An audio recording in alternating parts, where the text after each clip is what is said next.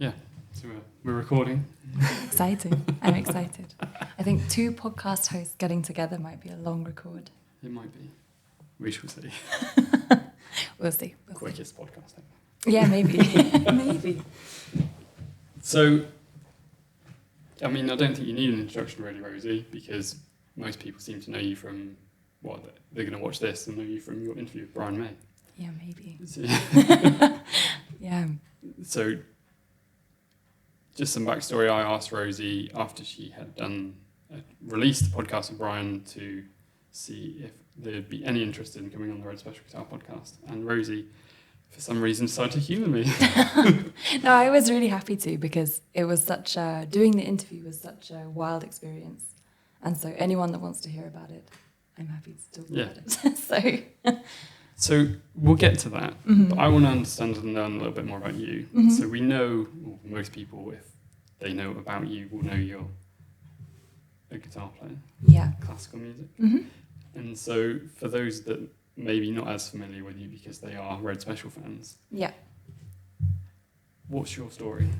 What's my story? Well, yeah, you said it all, I suppose. I'm a guitarist. I started playing classical just as a coincidence and never really deviated. I just got into it seriously quite young. So I was about 7 when I picked it up, and then I was about 10 when I started taking it seriously. Yep. So I just sort of got into the track, and then that's it really. So classical guitarist, Yeah. what do you do with it? Obviously, we know you as a podcast host, and I think you've got a couple of podcasts that you are involved in. Mm-hmm. But the music, where do you play? Where are you based? Well, I live in Brussels, in Belgium, and where I play is anywhere that anyone will have me, really, I guess. But mainly just playing solo. Yeah. I think that's something that, for electric guitarists, it always sounds lonely and confusing that you're just on your own. But that is the life of classical guitar.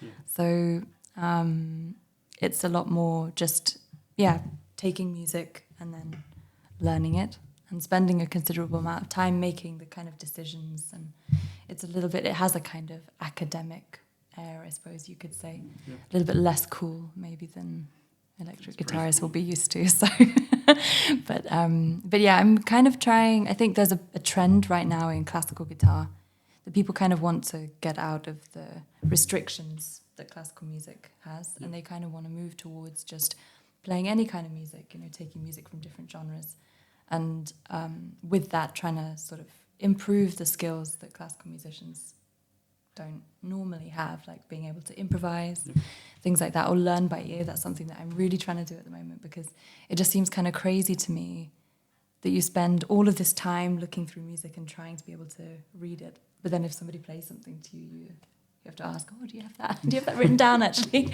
Because I don't know. So, yeah, that's sort of not an answer to your question, maybe, but that's something I'm working on, I guess. And I think that's why guitarist is a much nicer name rather than classical guitarist, because I think that makes people feel fearful. Yeah, it definitely invokes an image Mm-hmm. that's maybe not necessarily accurate. Yeah, maybe it is accurate. A lot of people are quite snobby. I think people do sort of perpetuate the stereotype. But yeah, I think it is intimidating for people. Yeah. Just imagine that you're going to be really nasty. So. And you're not so far. Not so far, yeah, exactly.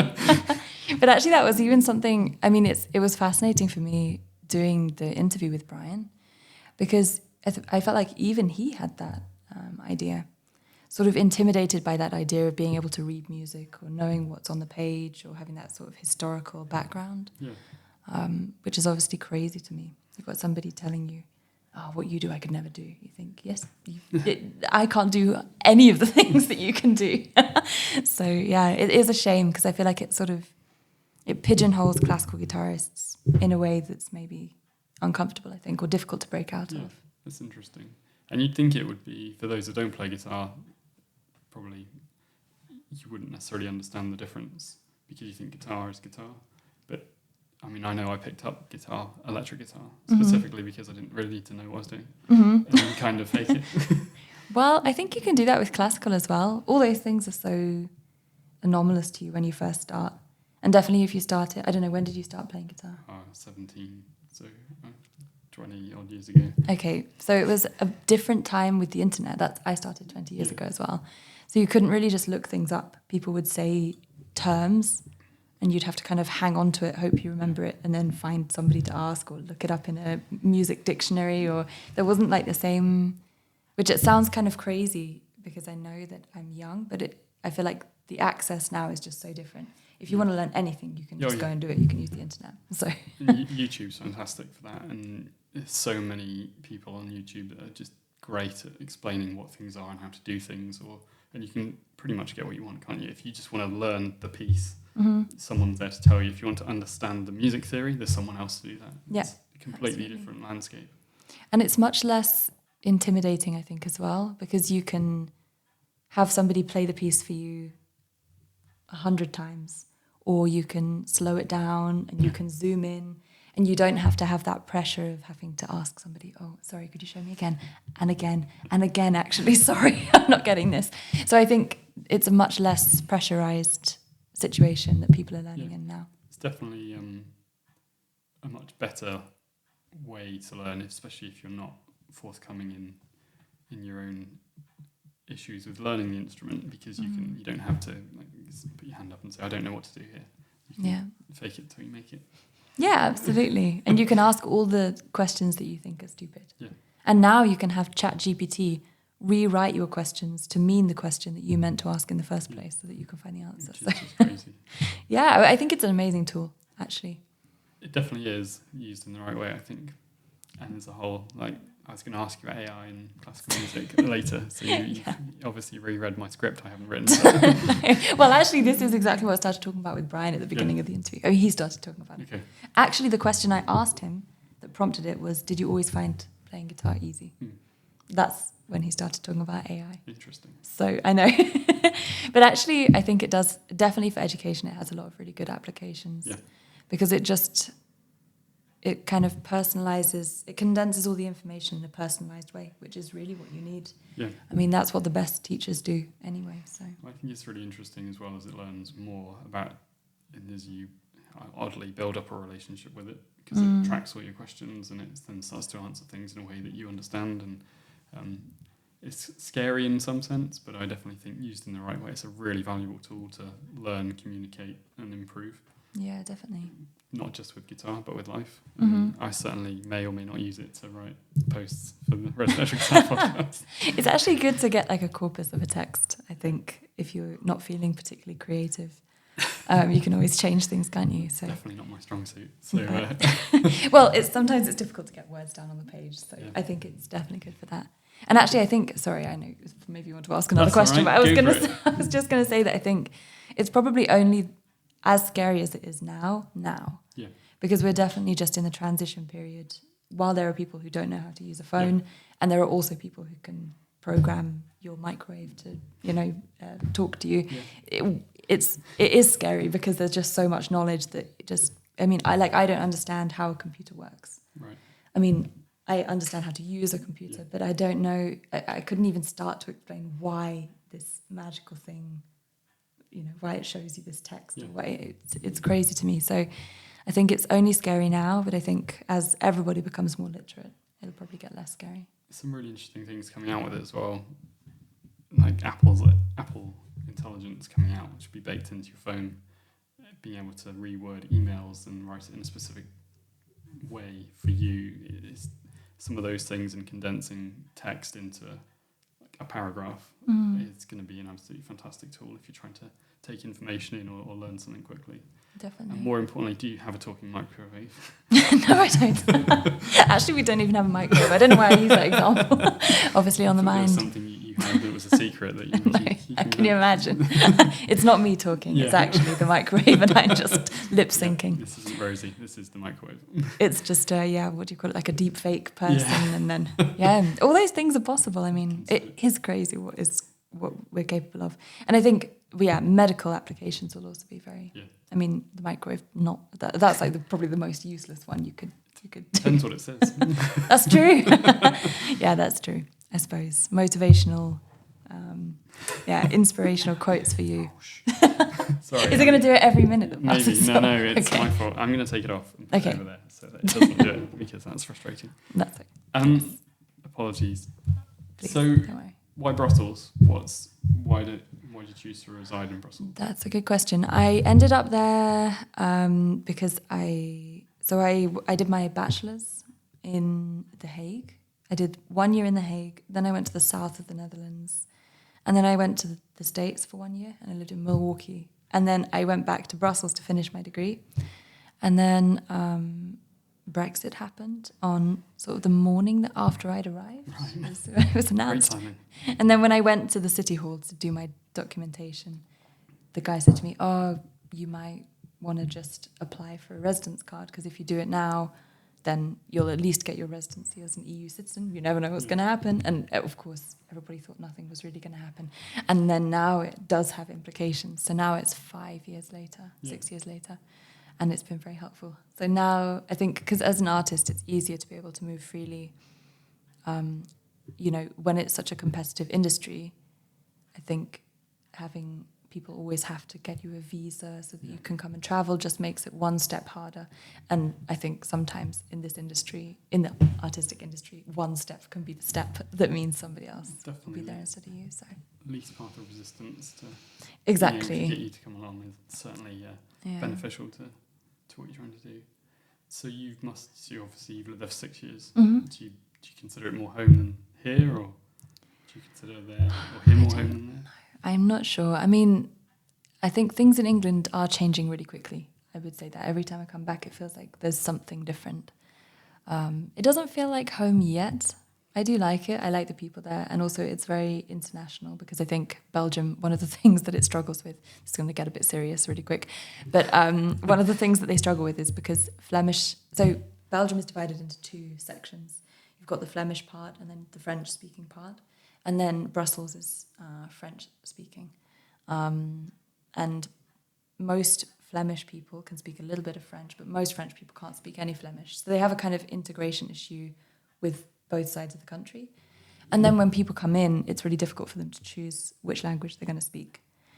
Flanders is more international because more people speak English, so more people end up coming from abroad to live in Flanders. But then most people won't make the effort to speak Flemish because so many Flemish people speak English so well. Okay. So then there's this hangover of so many people who move in and then don't really end up speaking the language, which it's not in itself a problem, but I guess what happens is just that you can't really take part in the culture like you would be able to if you did speak the language. And then you just get these groups of sort of, communities where almost no one speaks Flemish or no one speaks French. So why was I saying all of this? Whether it feels like home, I don't know. It's a very strange place. I feel like it's very international and then very rural, and there's no real in between. So it's I don't know, difficult to call it home. I definitely miss England. There are things I miss here for sure. And people are so friendly here, and people are not friendly in Brussels at all. Whenever I come home and people in England just spontaneously start talking to you. You pick up a magazine and they go, "Oh, I read that." And when you come back from a long time in Brussels, I think, "Oh my God, you're trying to mug me." But no, so I think English people are very really friendly and just good-natured and very helpful. And even though Brussels is much smaller than London, it feels more cosmopolitan because it's much colder, I think. So you choose a colder, less friendly place to live? I think so. Excellent. Yeah. People now be listening to this or watching going, there's a colder, less nice place to live than the UK at the moment? Well, I mean more hostile, I guess, when I say cold. Well, if anyone's from Brussels and they're listening, then I'm sorry. I think it's one of the things that I do like is I think English and Belgian people are quite similar in the sense that I feel like we're quite apologetic and insecure, and that's something I think that the Belgians have in common. So there, in that sense, I do feel at home. And do you speak French? I speak a bit of French. My French is okay. I learned French at school. Yeah. So it's that French still. Okay. And then Flemish I speak as well. My Flemish is probably better than my French. So you decided to learn Flemish as well as... And French, so you're the anomaly you spoke about. Yes. Does a bit of everything. But So you're bringing the people together. I am single-handedly uniting all of the... No, I mean, I don't think... Well, they have so many dialects as well. So you can say you speak Flemish, but then... Or you speak Dutch. And then someone can speak on the phone and you just have no idea what they're saying. So language is hard. So they are. Well, the thing is as well, I think, being a musician and learning music theory, and obviously we've explored that you understand that and can read it. Language is very similar. So picking up a new language, once you understand the basis of how that language is created, the principles are very similar to learning music. So you probably find that you could pick up most languages. Yeah. I suppose so. I think the more languages you learn as well, the more similarities you can see, because lots of words are similar, especially words for things are similar. So yeah, I do. I mean, I still think I need to improve my Flemish and my French probably if I'm going to stay there, but I don't know that. That's the lie that everyone tells themselves. I'll be back, so it doesn't matter. It helps. I'm still working on my English. So. Really? Where are you from? England. Yeah. Devon. So I see. Trying to hide it. I see. But actually, yeah, we have lots of. I mean, there are things that you don't think about with language. Like I was thinking the other day, we were listening to some of the commentary for the tennis, and phrases like, "Oh, he don't half go on about this." I think actually, if you're foreign, that is really confusing, those sentence structures. And every language has those little things where you just think, is that a question? Is that a statement? Do you want me to do something? I mean, what am I meant? Really often that'll happen. People say something to me and then I'll say, oh, yes. And then I'll be meant to go, I'll have meant to have gone somewhere or so. It's the electric guitar of the... Why do you say that? Well, as we discussed, it's the electric guitar of the... I can't think what I'm trying to say. It makes so much sense in my head, but I can't get the words out. This is why I'm working on my English. It's the electric guitar of the classical music. Mm-hmm. So how we actually speak in dialect and choose odd lot of phrases is the improvisational skill of an electric guitarist, and can't read. Yeah, maybe that's true. Can't read written notation. Maybe that's true. I suppose maybe all music is kind of like that to some extent. I was thinking about this with tennis because it's been on, but one of those things that you learn in tennis is like the ready position, and then you learn like a good forehand and a good backhand. But then when you actually play tennis, it's all about, everyone's trying to get you out of doing those things. And music is really similar, I think, because guitar has those aspects as well. When you start learning, you learn like your sort of optimal hand position, and you spend so long refining that, like millimeter to millimeter. Oh, you're not quite moving in from the, the first joint or whatever, or you want to move from the big muscle, so bring the finger in like this. And then the left hand, exactly the same with guitar. You want to, electric guitar is maybe a little bit more relaxed, but classical, they're very sort of regimented about these things. So, you have these ideas of, playing with the tip of the finger, playing with the strongest part of the finger, moving in a kind of ergonomic way like you would if you were going to catch an egg. And then when you start playing guitar, it's like, oh, but everything that you're ever going to do isn't that. Yeah. You're always going to deviate from the pattern. So I think language has that in common with music. It's really, music is a language, and certainly the world needs music to function, and you can convey so much more emotion through music than you can through words. Mm-hmm. So it's definitely its own thing. But interesting listening to you talk about having to learn learn the positions and be probably quite disciplined with it. Only through my own experience of picking the guitar up and just doing whatever I could to make my fingers work. Mm-hmm. Yes. Not like, I dread to play guitar in front of you because you'd be like, that's wrong and that's wrong. No, I never say that. I never say that. No, I wouldn't. I think just with the amount that classical musicians end up playing, injury is such a huge part of our world. So it's something, technique and how you can, it's basically just all injury avoidance. Yeah. And a little bit about optimization and being able to do it. But really, I think with guitar as well, most people can kind of do it. I think it's such a good instrument for kids to learn because you put your finger on the string, you play the string, and it's there. And actually, 20 years later, I'm playing almost the same way that I did when I first started. You know, it sounds pretty similar to when I mean, the pieces are more difficult, or the attention to detail that goes into it is much more wide-reaching. But in essence, it's kind of the same. So I think, violin and other instruments maybe have a lot more barrier to entry. So guitar is such a good instrument for that. It's definitely it's kind of feels like there's been a slight resurgence in guitars being picked up again, which is great because I think it's been missing from modern music for some time. What sort of modern music? I think like the stuff you hear on the radio in general. Oh yeah, well maybe stuff, moving away from pop back to instruments being played, and that's just me being an old person getting grumpy already. Well, I mean, you're talking to a guitarist, so you're in good company. I mean, I do. Yeah, you're right. I feel like there has been a kind of, it's become a bit genetically modified. That's how it feels. So. And that's a whole other topic. But back to AI now. Yeah. It'd be interesting if, and that's another consideration, isn't it? But so moving on from that, you're professional guitarist based in Brussels. Yeah. So you can be free and easy to go around and play where you want to. You're also involved in 2 podcasts. So how did you get involved in those?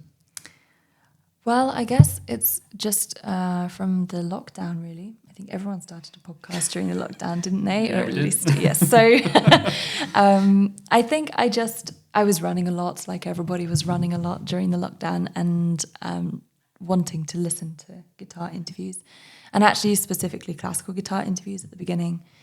And I think guilt is a big problem in the music world. You always, if you take a moment off, you feel guilty. If you're not doing the right thing, you feel guilty. And I felt like every interview that I heard was, the setup would be kind of like, look how difficult everything was for me. It was so impossible, and I achieved such amazing things. And I just felt like it was making me feel really guilty. And so I thought that there would be maybe a gap in the market, I suppose, for want of a better phrase, for something that just was like an easy conversation with people that you like. Because I think all of that information, like where you were born, where you grew up, where you started to play guitar, all those things, if someone's famous enough and you like them enough, you don't need to hear that every time. You know that stuff. I mean, like with the Brian interview, that was a really good example. I mean, people in the comments know so much more than I do about him, you know, and you already know, you've listened to like thousands of interviews with him, so you know all this stuff. You don't need him to tell you, oh, I grew up here, the guitar is made of this, and it's the old, you know, it's so those things, like I felt like we hear that story all the time. And I think what people really wanted, or maybe what people missed, and what I missed as well during the lockdown, was more of that, just having a nice conversation with somebody. Yeah. So, and it was difficult because more with classical guitarists than it has been with other types of guitarists, because it's difficult to get people out of that chain. You know, people kind of they look back and they have a story that they tell. So that has been an unexpected difficulty. I thought it'd be really easy to just chat about stuff. It's difficult. Yeah, especially when you're speaking to people that have that narrative and they've got this pre-created story of how they got to where they were, because that's usually what they get asked by anyone that asks them. So they're very good at that story, and to ask them to deviate from it, it's quite interesting, because there's questions they haven't had to deal with, or they just struggle with it, and that's just having a nice chat is definitely more human. And to me anyway, that's sort of how we try to do this. It's just a bit more like, hopefully, 2 mates having a chat about guitars and Brian May and the Red Special, that sort of thing. Which is what we'd be talking about anyway, even if the camera wasn't on. So, yeah. Now we've got talking microwaves, but yeah, exactly, exactly. But yeah, and it's definitely a challenge. I think I don't know what the answer is, but almost you're trying to rehumanize people and like show people that people are humans too, and we all wake up in the morning and have self-doubt and have to get dressed and eat breakfast and go to the toilet and all those things that aren't rock and roll, but we're all the same. And I think those are the stories that I like hearing in other interviews as well, because it doesn't really. I think there is maybe it's kind of dialing down a little bit now, but I feel like in the last 5 years there has been a kind of trend to hack everything that you do in your life, to kind of gamify the way you do everything, like multitask as many things as you can do, watch your television while you walk on a treadmill, and do your emails, and it's kind of like I feel like we're trying to cram so much in, and I feel like it's kind of nice to just not have an interview done where it's where you're not asking somebody, so how did you do this? How did you do it? Which is also helpful. It's helpful to know how people got there. But I think definitely with music, there is also that element of just these steps that somebody took will never reveal themselves again. It doesn't really help to ask the exact steps that you took, because those same people won't be there, and you obviously don't give the full story. Actually, there's a great podcast called Things Musicians Don't Talk About, and they do something called an alternative bio. So people, they get sort of semi-famous people, musicians, to write the other side of the story. Right. So what you don't normally put forward when you're going to do a concert. So instead of he won this competition and then he went on to do this and he played this concert and this person was there and then he signed to this management and blah, blah, blah. But just the other side. So he did this competition and he lost and he felt like it was deserved. And, which I think actually it's such a good idea, because even when you talk to somebody like Brian, he does have these, he has all of the success stories and he also has the kind of formulated, the worst side, that he has been asked about in the past. But there's also just the really boring stuff in the middle, which I think is also, if you're a real fan, that's the stuff you want to know. Like, you want to know what he sits down and watches on the telly in the afternoon. That's the stuff I want to know, because that's sort of how I'd meet somebody. I don't think I'd ever sit with a friend and then, you do get that occasionally, I suppose, where people just constantly talk about all the great things they've done, or the things that have gone badly for them. But, you do, but I think it's interesting hearing professionals in an industry that you admire or that you're not necessarily involved in, understanding their stories and then the actual struggles they have and how they view things properly, and trying to break them out of those pre-written answers to questions. And it's a difficult thing to do too. So well done, because it's not easy. It isn't easy, and it's not easy when you're awkward as well. And I'm so not you, me. No, I am, but I'm so bad at meeting people. So it's it can be pretty traumatic. But I think guitarists are a really good audience to have. So that is the one upside, because I feel like more than any other instrument, and maybe that's not true at all, but in our experience, I guess it's mostly guitarists. It's just people are so into it, and people nerd out on a level that is unheard of, I think, in any other. People get like that about cycling, I think, as well. There are a couple of industries where people get quite nerdy about it, but I feel like guitarists are nerds in the best possible way. You can talk to people for hours about the tiniest things. And there are many things to talk about with the Red Special. Absolutely. When I brought that interview out, there was a long thread where people were discussing whether or not that guitar was the Red Special or not, and giving all the tiny little details, the reasons why it would be or why it was. There's a whole host of information out there, which is a rabbit hole in itself, and then there's rabbit holes inside that rabbit hole, and what's happened to it over the years, and it's an interesting thing, the guitar. And it's it's got its own story as well, and it's kind of almost a living thing, I would say, which is odd. But so jumping forward then to ask you a question, so I'm not talking. I feel like I've been talking forever. That's not. It's your podcast. You're meant to be. We'll come back to your podcast, because I think that's really interesting to explore. Like, similarly, I got into podcasting around COVID because of COVID and basically not being able to see my friends in the Red Special community. So it's like, I'll just interview them and record it and see if anyone wants to listen to it. Which is clearly a genius idea. But we've mentioned the Red Special, so I'll ask you about that now. When did you learn? So firstly, when did you?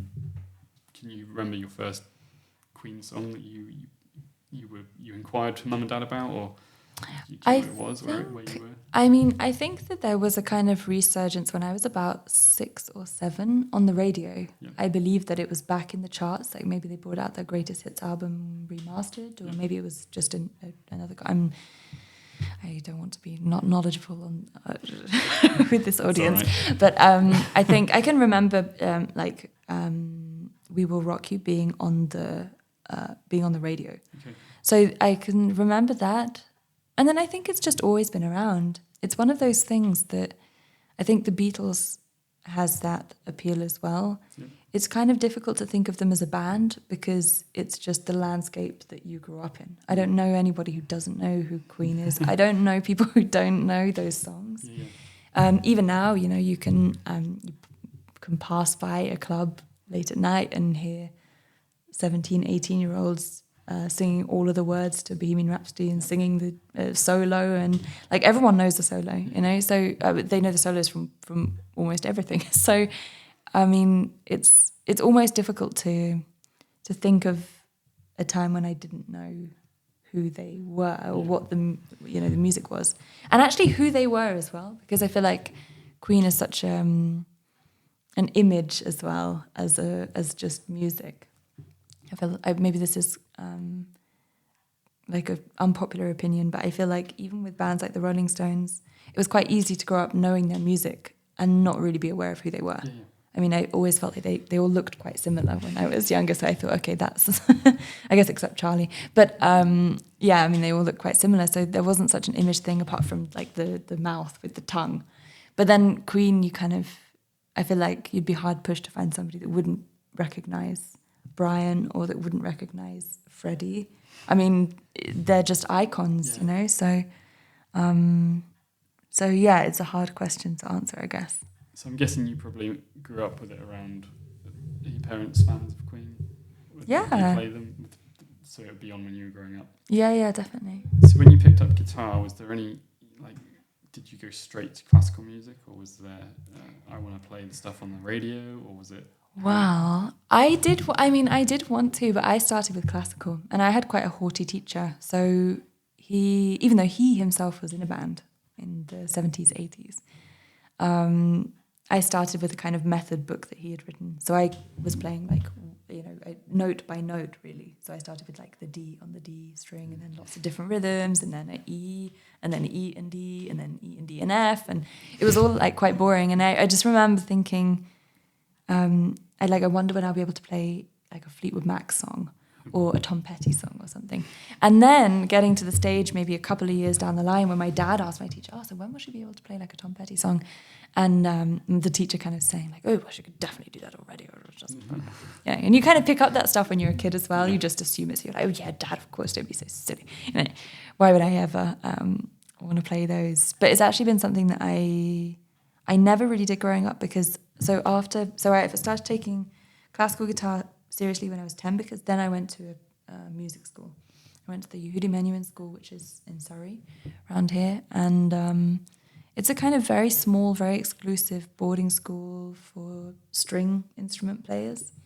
So I was kind of suddenly thrown into a world where the food chain was built differently, and it wouldn't have been cool to play a pop song like it perhaps would have been if I'd gone to a normal school. Yeah. I might have ventured out further, but there it was more, who's playing Paganini this, or who's doing the most insightful performance of, which is kind of a crazy thing to think that you're thinking about when you're 13 or 14. I mean, the hierarchy at that school for coolness definitely was based on who played the best, or who was perceived as playing the best.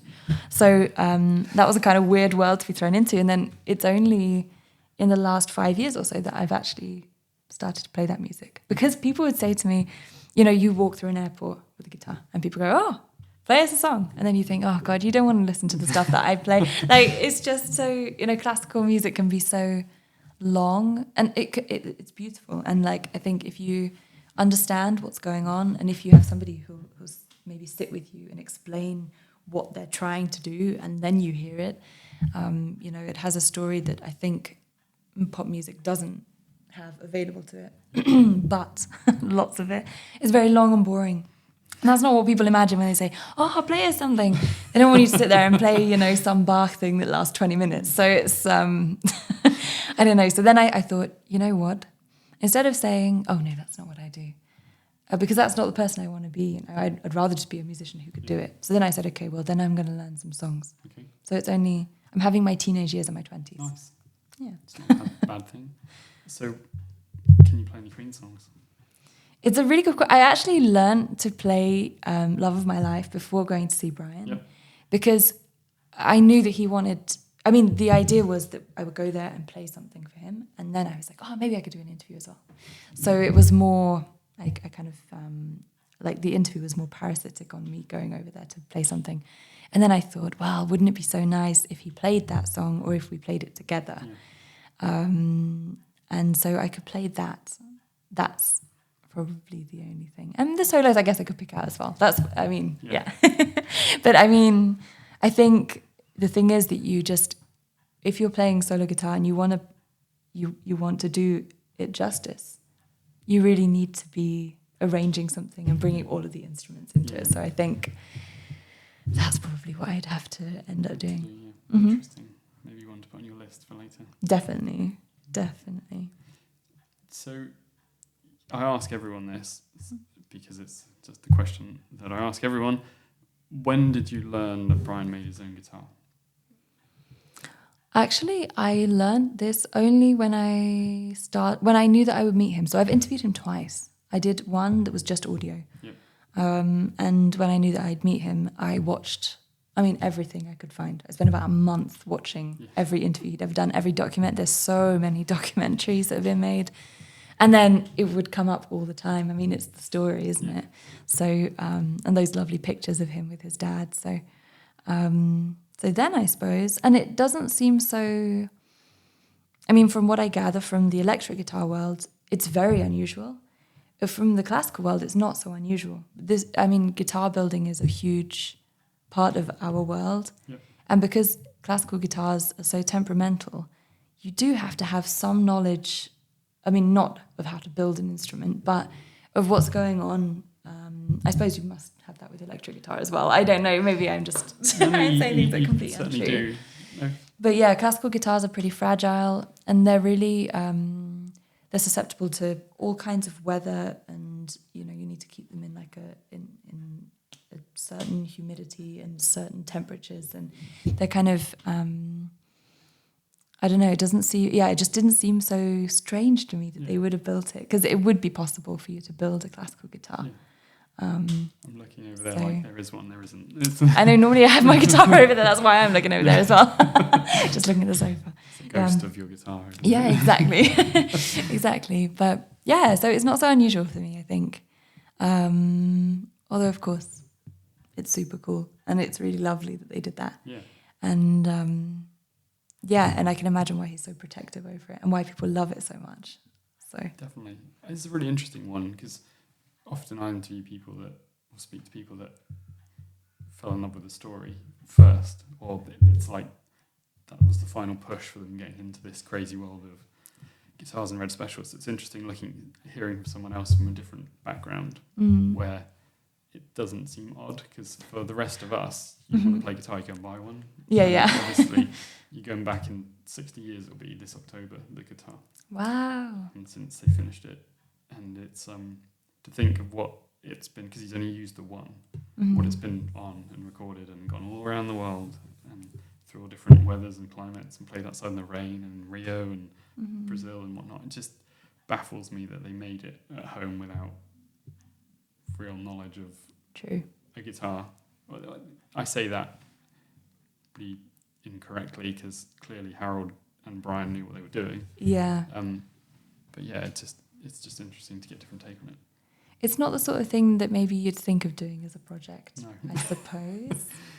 Although, maybe you should do it. Yeah, I've built one before. Have you? I contemplated bringing it with me, but then I thought, no. The John special. Yeah, well, it's a red special. So. You built a red special. Yeah. Okay. So yeah, of course, but yeah, a favourite project, and that's why it's interesting from building it perspective, because it's not built like a normal guitar. So there's lots of things they did differently, which is a departure from what you might necessarily think. So, for example, the main part of the body that takes all the strain is a piece of oak, which isn't a tone wood, which is an interesting decision. But it makes complete sense from an engineering perspective because it's got all the tension. Yeah, So steady. it's very strong. And what are they normally built of? So it can be anything. So like mahogany, ash. I can't think of anything else. Not poplar. I'm going to get rinsed in the comments for this. I only know what the red special is, Rosie. No, like a whole range of tone woods that electric guitars are normally built from, and it's usually one piece with routing on the top and underside for the tremolo. But this is like two halves. I don't want to. If you imagine two halves being created out of really bad wood, like rubbish, and then put together, but with oak in the middle, and then a mahogany neck. Okay. And then an oak fretboard painted black because they couldn't find or afford ebony. Wow. So it's like Yeah. they were making these decisions to try and give it a set look. Yeah. And so the wood is actually like it's called blockboard or lamin board, as we've come to know, which is just strips of pine glued together with a ply on top of each layer. Okay. And then it's veneered with like paper thin mahogany veneer, so it looks like mahogany, but it's not. It's just a veneer over what is essentially a building wood. That's so cool. I don't know if you could do that with a classical guitar. No, I don't think you could. I'm trying to think, just sort of guess. I do know because like the main woods that they build, well, at least the tops, which is the most important part, are mostly always cedar or spruce. Yeah. But then I have seen guitars that are built of different instruments, like maple, and it's kind of, I don't know, it's interesting. It makes a huge difference. Yeah. Much less sonorous, I guess. It's interesting because we're all interested to. I mean, you probably heard the Red Special unplugged, and you're quite fortunate, as have I. So very lucky. Not everyone has heard it unplugged. It has a very distinct tone, different to most electric guitars, or a different sound. And obviously, that gets picked up through the pickups and all of Brian's electronic wizardry that goes on. So it's interesting because it's not so much, it's more about how it's amplified and what you hear when it's full blast rather than how it sounds unplugged. Yeah. Whereas what you're going for is obviously how it sounds naturally, which is a completely different thing. Yeah, it's interesting. I guess guitar wasn't really, it's unclear what classical guitar was made for. Yeah. I mean, as in what sort of venue, or I think just the key is that it wasn't really made to be a performing instrument on its own. So that probably makes a big difference. Yeah. It's only really in the last 100 years that people have even really been experimenting with what guitars are made of, because it didn't really matter when you were just playing some chords to accompany somebody. And it's only now that people are kind of trying to experiment a little bit with like projection and double top is the kind of buzzword, or has been the buzzword of the last 10 years. People do this sort of very thin tops and then put something inside, like either balsa wood or Nomex, and that kind of amplifies the sound. But then it's a question of bracing. So then you've got like maybe people do like a lattice bracing all the way across. I mean, it's all very. I think it all seems very precarious to me. Yeah. It's interesting though that it's still being worked on, and it's not been completely defined yet, and people are still trying to improve or make differences to try and create their own things. Mean, I mean, even just the size of the guitar, of the classical guitar body, it's only the last 100 years that it's been this size. Yeah. I mean, before people were playing on like the little romantic guitars, which are much easier, much smaller, much easier to transport. So. And that's the interesting thing as well, is when you think back to what Brian and Harold had to play with, the electric guitar had only been really put together when they built it in 1964, it was finished, so 10, 15 years before, and then created in mass production by Leo Fender, but where they kind of electrified a guitar, and so they hadn't loads of information or the internet or loads of books. They just had what was available in the UK, which was copies of Fender Stratocasters and whatnot, Gibsons, to look at and then make this thing that has lasted 60 years. Yeah. And has such a distinct tone and sound. Yeah, definitely. I find that fascinating. Well, Yeah. obviously I do. Yeah, no, it's yeah, of course, here we are. But yeah, it is really fascinating, and it's lovely for him to have that. Yeah. With that sort of connection with his dad, because I get the impression that his parents and their memory is very important to him. So it's lovely to have a kind of like a relic of their of their love and time and patience, and so it's definitely a connection with the past and his dad for sure. And I think if you'll have heard the story of his dad not knowing or agreeing with his path, and then heading to New York, flying them over in Concorde, putting them up in the Ritz, and that story. I think that's such a lovely story. But it must have been it must have been very hard at the time for Brian, for his dad to have helped him create this thing, and then not want him to use it. Yeah, that's true. That's true. I suppose maybe it fits more, excuse me, fits more into that time as well. I guess music is never a career that your parents really want you to go into. Isn't that one of the ones where parents are like, oh God.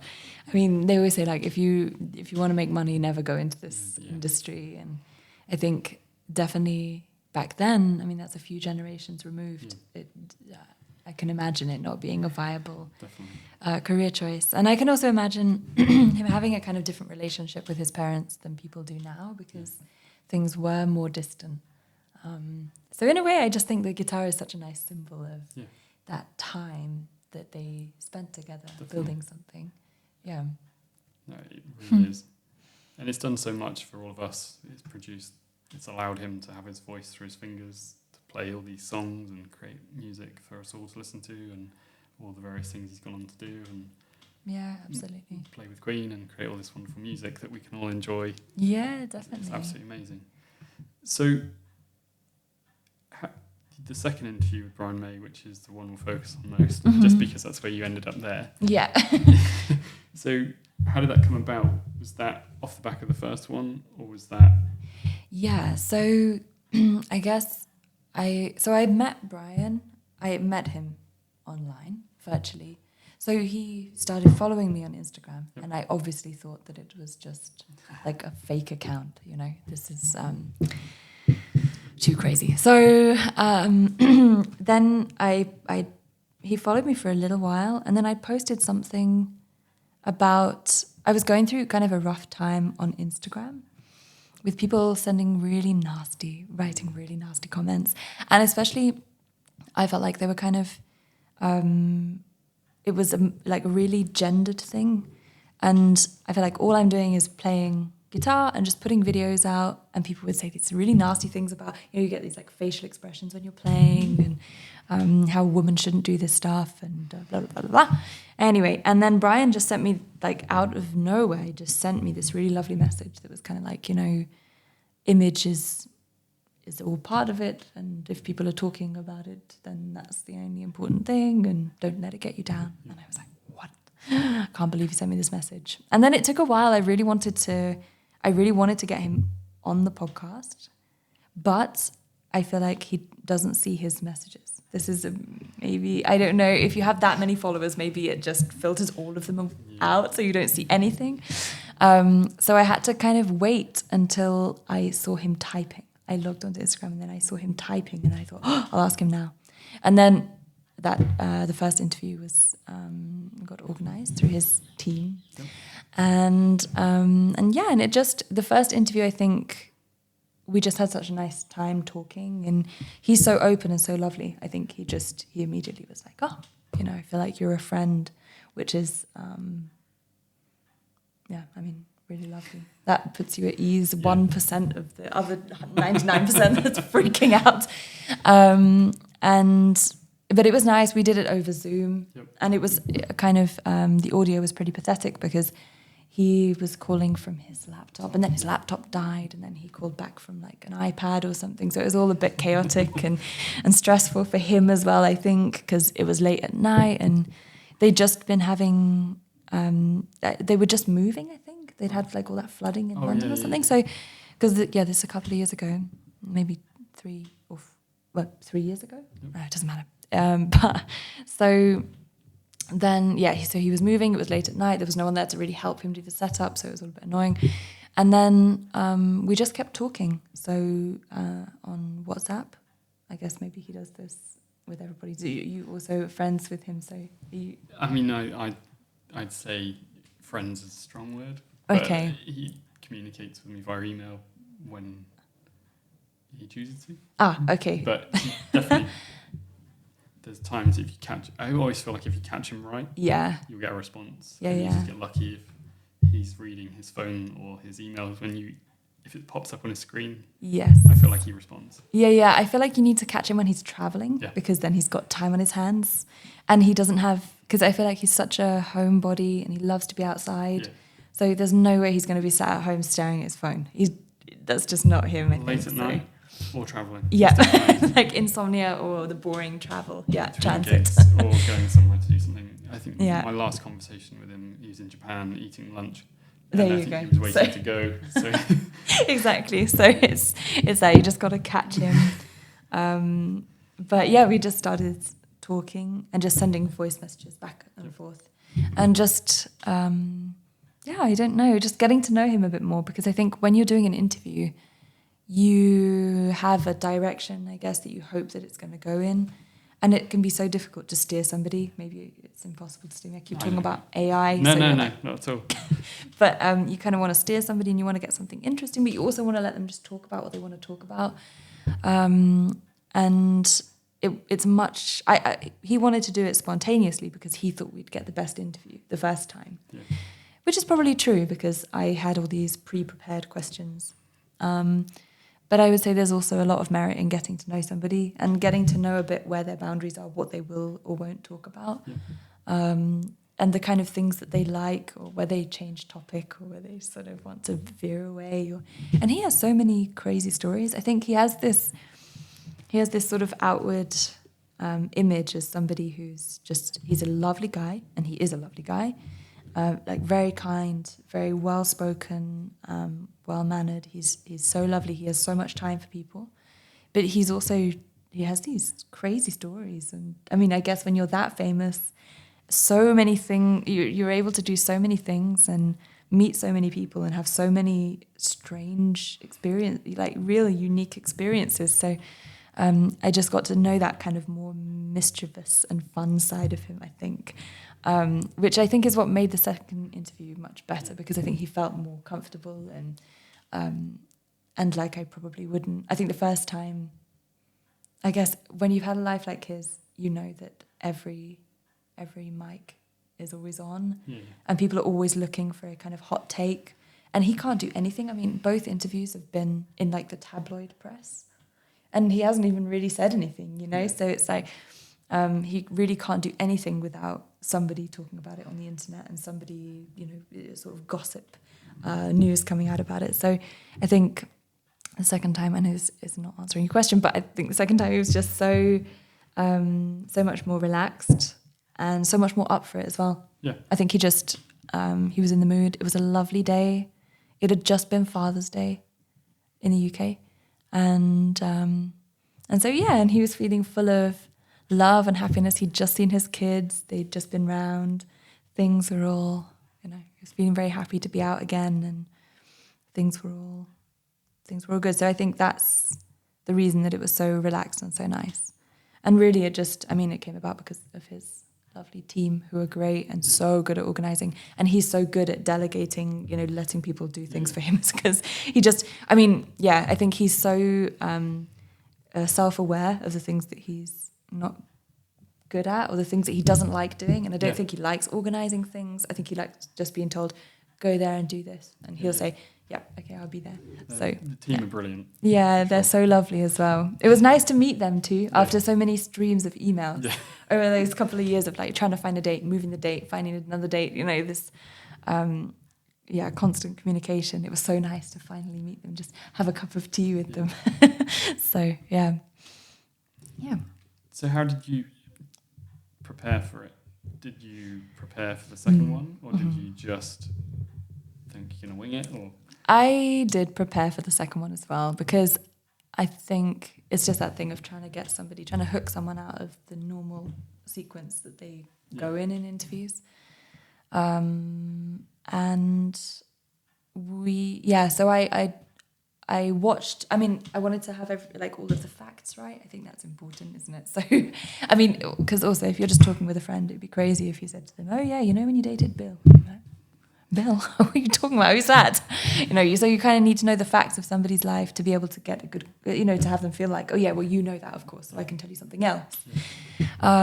So just, getting the dates right for everything, knowing when things came out, which events coincided and which didn't. So, and just trying to kind of put myself in the frame of mind that maybe they would have been in to ask appropriate questions for the right time. Because obviously now we know it just as, this is just Queen really, his later life is a bit easier to track because that's just him. But, with Queen, it's so, now we look back and we think of them, it's like, this is the first step that became Queen. Whereas then, it took a while until they really knew that this was something decent or, until it became what it, and all the time that they were Queen, it still wasn't what it is today. Mm-hmm. So you I think I had to kind of try and think about that and try and think what they would have been thinking and which things would have been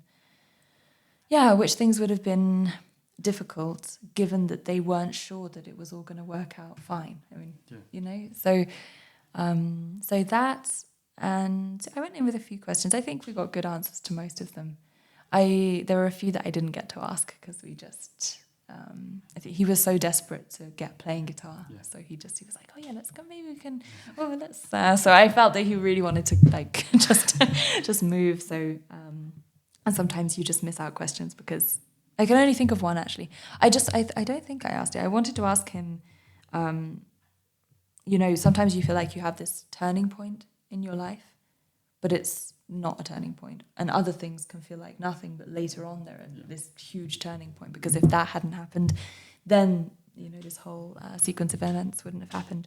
And I don't think I got to ask him that, although I think that probably would have been a confusing question. But it was nice to talk about the PhD and to just I don't know, get him talking about things that he loves, and that's one of the things that he loves so much. Not that I can't talk about it on any level that would be interesting for him, no. But just, I think he has, what he was saying, art is so full of insecurity and you can so easily feel like you are a fraud. And I think he definitely, I think the biggest, because when I did the first season of the podcast, I was obsessed with asking what lessons people had learned.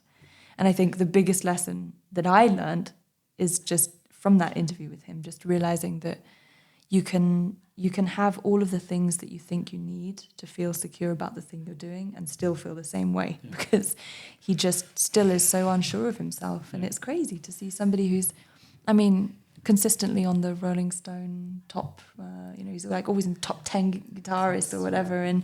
And people, people cry when they meet him. And it's like, people treat him like a god, and then he can still sit there and be like, oh, I don't really know if I'm any good. That's so, it's just crazy. Whereas, I feel like with science and with his particular little faction, I feel like he feels confident in that. Yeah. And so when you get him talking about that, it's lovely because he feels much more relaxed, I think. So, it's funny, isn't it? It is interesting. And I definitely think I'd say he's bringing out more now, his insecurity around Brian May Rockstar. Yeah. I think that's coming out more in his online presence and in interviews and whatnot. But for a long time, I think we all thought he was a rock god and very aware of it. Yeah. But I'd say through the limited interactions I've had with him, he's definitely very insecure about it still. Yeah. And maybe, hopefully, by bringing that out a bit more into how he's communicating now, that he's coming to terms with that a bit better. By sharing it, might get a lot of people going, you don't need to be. Yeah. I think it's not necessarily a problem, I suppose. I mean, I guess he still does what he wants, and maybe it's good.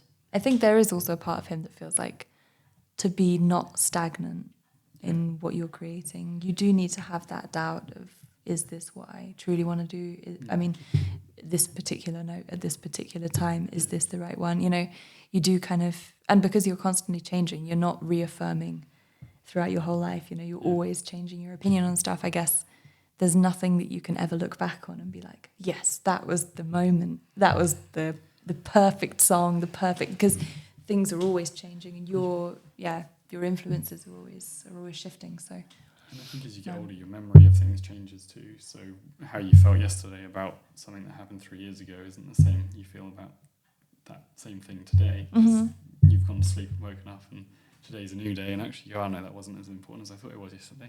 Yeah, definitely.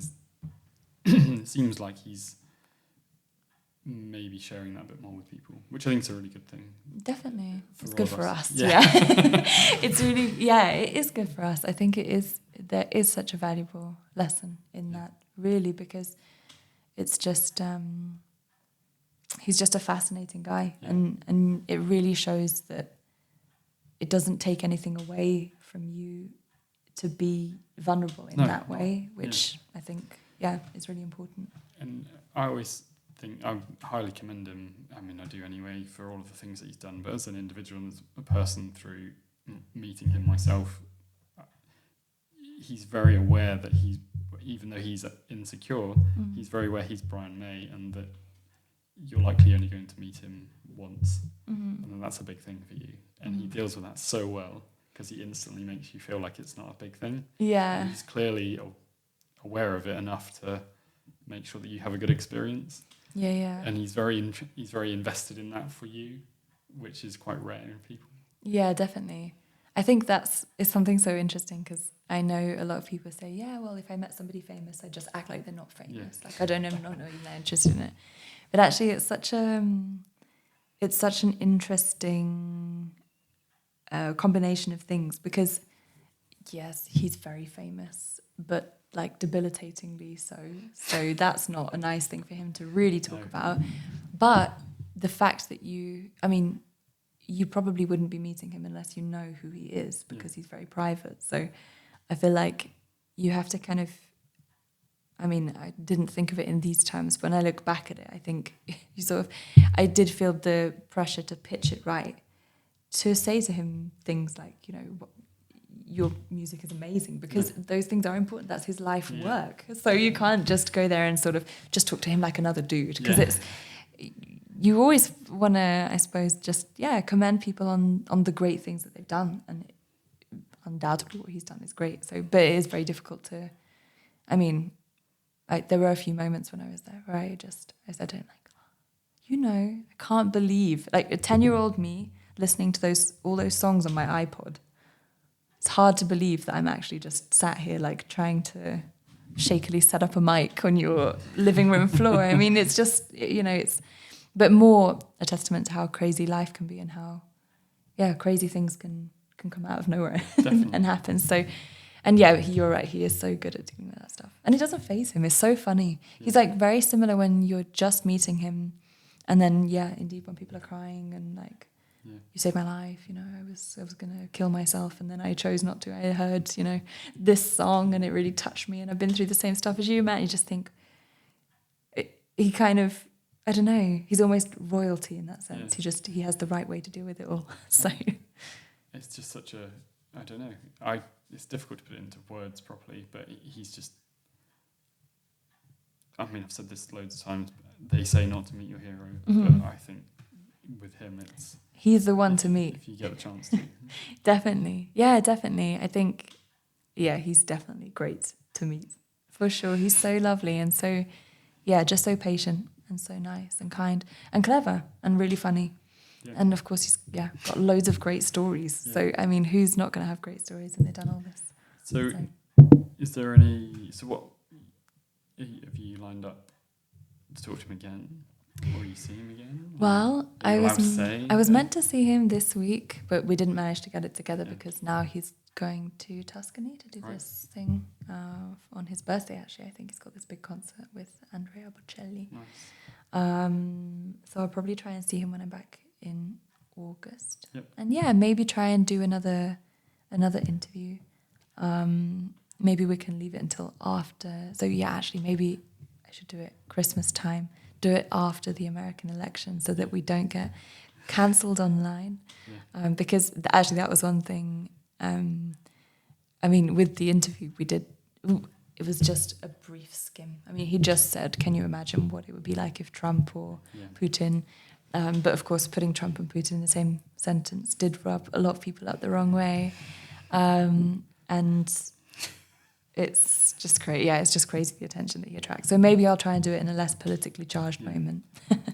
But yeah, I don't know. And if anybody has any questions from your podcast that they'd like me to ask him, then I definitely, I'll read the comments and have a look because, you know, I think just I feel like when you're so invested in him, that's when you have the best questions because you just genuinely want to know. And he definitely has so many stories to tell. And I think also you're right. When you say, like, I think he does open up a lot more now. I think that we will see maybe in the next 10 years or so a lot more opening up and a lot more talking about different things. Because I know, or I think I know that talking about things like talking about Freddie is really difficult for him. Yeah. You just get the sense that it's just a topic that he doesn't want to open up yet to talk about. And I think there are lots of relationships in his life that he maybe growing up also in the public eye, it's very difficult to sort of reconcile the changing world with the one that you grew up in, knowing how people, and of course, you know, if he was a guy in his 70s or 80s, he might not be hanging out with so many people in their 20s, but because of who he is, he hangs out with a lot of musicians who are really young, and lots of the relationships, like with your parents, the relationships I think that people have by and large in their 20s now. Did that sentence make sense? People in their 20s, the relationship that people in their 20s have with their parents now are very different than the relationship that he had with his parents. And I think that those kind of things are difficult for him to reconcile, you know. So I wonder if maybe we'll get more unfiltered Brian over the next 10 years. And I hope I'll be there to put the microphone in front of him. So. And I'm sure as well there's an element of, you know, it took a little while to, I think and what am I trying to say now? So for him to feel like you're not just after using him for something, but you want to have a conversation with him, I think that's really important to him. Yeah. And I think as he's gotten older now, he's realising that he can control who he speaks to and what's said. I think obviously things like the unfortunate incident it's not an incident, but with Martin Blundell at the F1, where he didn't want to talk to him. That was in the press and got blown out of all proportion.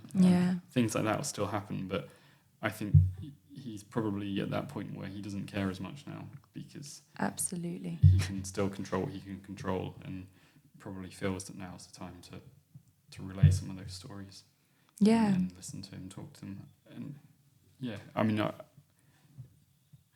there's clearly a lot more inside his head that you can see, like when you're with him, he's remembering things and he's trying to feel, do I say this, do I not? He's actively deciding whether or not to open up and let you in, or so there's a lot going on there. Definitely.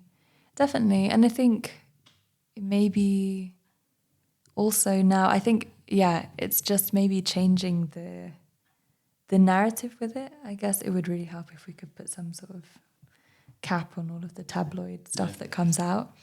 But I do feel like the only reason that you'd ever want to know those stories is just because it contextualizes and it humanizes the music that is, you know, that you listen to from that time. And I hope that people will be kind enough that he can share those stories and have them not always make headlines. Although I don't know if he cares that much anymore, but it's just, it is a bit annoying. Yeah, I think for him. definitely. Fame doesn't come on its own. No, definitely not. Not well, from what I can observe anyway. Yeah, absolutely. So, Rosie, so if we want to, obviously, most of the people that will have watched or listened to this today will know who you are from your different interviews with Brian, but where's the best place to go and find them? Well, so there's a few channels you can find them. The first season is all on Spotify and Apple Podcasts. And then the second season, even though there's only 2 episodes now, is on my YouTube channel, which is just my name, Rosie Bennet, and then guitar afterwards. So, and I've got more episodes coming out from August. Yep. I want to prioritize it being regular rather than getting them all out and then not doing any and then doing more. Yeah. So right now there's just 2, but by the end of this summer, I hope. I mean, I don't know when this will come out. So I'm going to try and get this out sooner because I've not done anything for 6 months. Okay. Because we've been moving house and Right. I've quit my job. It sounds amazing, but it isn't. I'm doing something else. I've got my own business, but life has changed, and so I didn't have the time whilst we were changing, and now I do. So part of the reason is to do more of this sort of thing, which is why I was so keen when you said, "Do you want to come up?" I was like, the ones in person are so much more fun than I agree. via Zoom. You lose that interaction or how someone's feeling, and although you might not tell by listening, you can certainly feel if you're like, Rosie's not interested in what I'm saying. So boring. Yeah, sat there with her arms crossed. Sorry, I look very No, I'm joking. But I think so. I'm getting more time to do things. So I have a much fuller schedule of guests lined up over the next few months, which is great. And it's just to really for myself, trying to speak to people I think people would be interested to hear from. Yeah. And have had experiences with Brian or the guitar and whatnot. So I'm going to try and put things out more regularly because I think that's better. Yeah, I think it's better. I've been not doing it on purpose to have the time to then put some time towards it. Yes. So you're obviously in a similar exactly the same. So, but maybe I'll be a bit after you. But yeah, August, I have an interview with Alexandra Whittingham coming out, guitarist. People know her from YouTube and elsewhere, I suppose. And then Irina Kulikova, it's a classical guitarist. And a few other exciting ones that I've got lined up.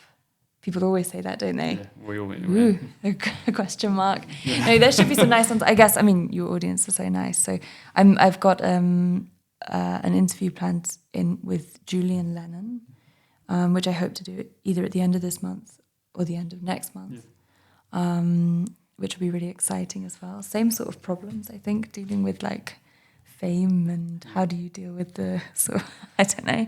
So that's exciting. And then you can find me on Instagram. I mean, I mostly always respond. If people write me something reasonable, then I will respond to you. And that's just Rosie Bennet as well, with 1 T. 1 T, not 2. 1 T. Yeah, and guitar.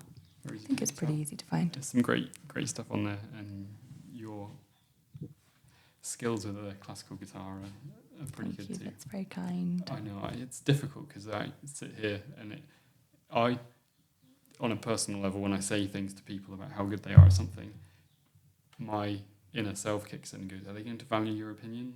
Because who am I to give you an opinion as to whether or not it's any good? And so I struggle sometimes to say people are good at things. That's really nice. And well done for saying it, because I think when I think all those things, I just say them all, and then people are sat there thinking, what is this girl talking about? Say, well, you're not going to care about my, but well, maybe I should just say it. Well, I don't. Yeah, become more.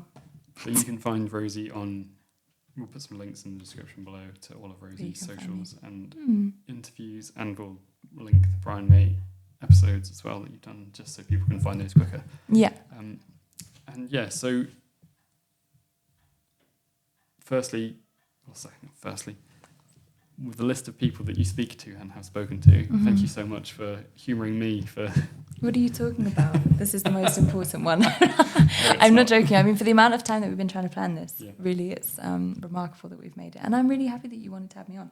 Well, I think, it's just great to be able to... It's not very often I get to talk to other people that create podcasts and other people that have created a podcast that have spoken with Brian. Right, yes. We're both I wonder how many other people there are who There's a few. we should all get together. Yeah, that would be an Share our interesting round table. experiences. Yeah. Yeah. We can make that happen. Yeah, maybe that would be difficult to make happen, but Well, it's been hard enough. Just to, yeah. Yeah, exactly. That's it too. Mm-hmm. But yeah, so what else do I want to ask you? Quite a lot still, really. But Okay. it's Yes. how do you pick the guests that you want to? Oh, good question. The first season, I had in mind who I wanted to talk to already. I mean, almost everybody. I feel like there's a kind of a divide between the people who kind of feel like classical music should be liberated, and then there's like an old guard. I think every industry has an old guard. So mostly I wanted to talk to the people who feel like that, you know, and maybe could share some practical ways to try and just break us out of that. And the second season has been a bit more just people that I really want to talk to. Yeah. I think, honestly, when I was doing the first season, that was in 2020 and 2021. And I had spent a lot of time on Instagram, and that's a really bad place to spend a lot of time. So I think it was worse then. I think it was at a kind of peak of its toxicity at that time. Everyone was doing something that you wanted to do, and we were all stuck inside. So I feel like I kind of shied away from posting, and I naturally wouldn't really want to listen to things that people did or like watch stuff that other people were doing because it just made me feel bad. And I feel like the last year or so, and maybe it's with the shift with videos and just Instagram, I think I've been making a real concerted effort to find you more things that you want to watch. Yeah.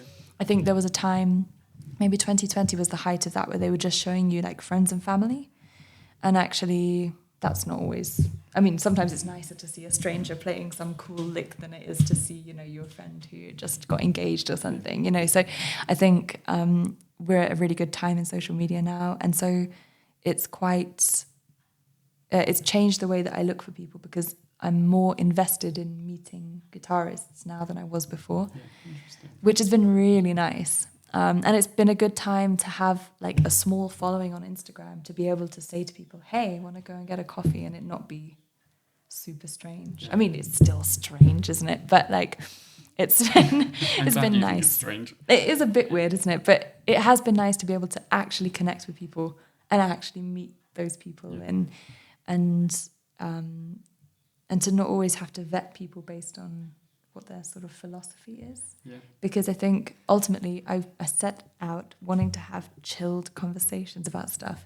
And it's just very difficult when there's a lot of really interesting topics to go into that are also quite difficult to pick your way through. So I think sometimes in the first season, we found ourselves, me and the guest found ourselves in a very sticky situation where you're talking about, because, well, it's a very long answer to a pretty simple question, actually, but it's a really good answer. I'd say stop, just keep talking. Okay. But I feel like music is something that you can do at a very casual level and at a very serious level. You can do it not thinking about anything, just pick up the instrument and play something, or you can think about it an awful lot and what it means and what you're doing and why you're doing it and who you're doing it for and where those, because all of those are on a kind of spectrum. You know, you can think about where those meet. So, you know, classical music has more of a problem with ego than I think pop music does. Because the classical music adage is like, you don't want you to be getting in the way of the thing you're trying to transmit. Interesting. But the problem that comes from that is that you are you. So you, and the way that you read something and the way you play it, even if you think you do it completely neutrally, is still going to be full of what you think because you're seeing it with your eyes or you're listening to it with your ears and then playing it with your fingers and with your capabilities. So even if you try to do it very sterilely, you always end up doing something that is, personal to you. And so, you know, this is, for instance, just one of a million different topics that exist, I guess, that you can kind of come unstuck in because it's just, why am I talking about this? But I suppose it just, the guests in the first season, we came up against, because I wanted to talk about these topics. Yeah. I felt like we came up against a lot more like unspeakable things, because you can't, at any time you say anything 100%, it's always basically going to be wrong. You can't say, oh, well, you just have to get rid of yourself completely. Then you're just a jelly. Yeah. Don't do it. But then you also can't be thinking, if you're playing classical music and you're, reading the music, you can't be just thinking, what do I want to do? Only what do I want to do?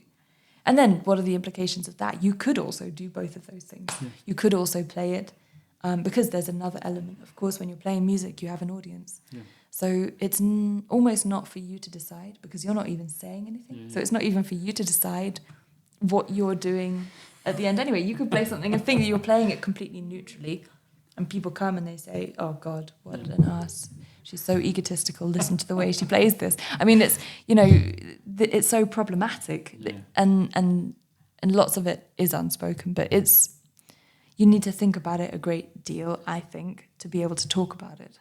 But the problem is, even if people seem really chill, you never know what they act, or maybe they've just never thought about it before, in which case it's tricky. So that's an interesting thing to navigate. My podcast is so much easier. Well, I mean, it's not easy. No. It is quite easy when you definitely get a lot of material out of, if people do think about this stuff, you can get a lot of material out of it. And, people are always going to feel some way, because both of those claims are too outlandish. So you want to end up somewhere in the middle. And and I think it also taps, those kind of topics tap into the kind of insecurity that you have as a player. What will people think of me? That's basically what it all comes down to in the end. So I suppose it can be easy, but I think now I'm trying to just talk about what people want to talk about. And if they just want to talk about the great strings that they use and string gauge and things like that, that's also fine, because I know that there's people who are going to be interested in that as well and want to hear it. And like, I do think music, it's everywhere and you can just pick it up and do it. But I think if you have a similar brain to me, one of the issues is, what do I do? Where do I start? Like, if I want to get really good at guitar, that's great, but how do I get there? Yeah. And I feel like the more people share about, which is kind of, I guess, the exact opposite of what I was saying about people trying to hack their lives. But I mean, I think if the more people share and the more knowledge that's shared and the more that's explained, definitely the better, It's I think it helps there be a lower barrier to entry, and it makes it sort of more for everyone, which is nice. I guess as well, if you're looking at it as a potential career, or that's what you want to go into, if you've got this suite of people talking about it, you've got, not only have you got that lower barrier to entry, but you've also got that understanding of what that journey might look like for you, even if it's not going to be exactly the same, but challenges, things you're going to have to focus on you hadn't considered. Yeah. I'm sure if I was to go back in time and talk to you when you were going to music school and said, do you realise you're going to have to do this, this, this and this? Mm-hmm. You possibly might have done it differently.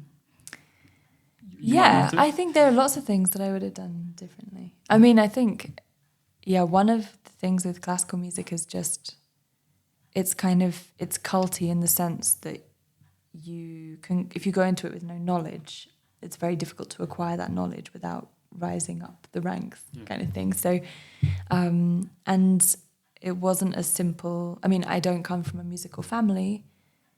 I used to think that was kind of weird, because most of the people who I went to school with did come from a musical family. Now I realise that this is probably the norm, and that's actually the unusual bit. But I feel like it was quite difficult to, because you saw the way that people treated that information, like it's all very important. People they talk about what they're doing with like a great deal of respect for the thing itself. So I kind of felt like I didn't want to ask questions that would make me look like a heathen, or that I didn't want to ask a really, really stupid question to the point where it would be basically offensive to the thing. And I think a lot of people feel like that about classical music, and there's a lot of things that people don't really know because of that.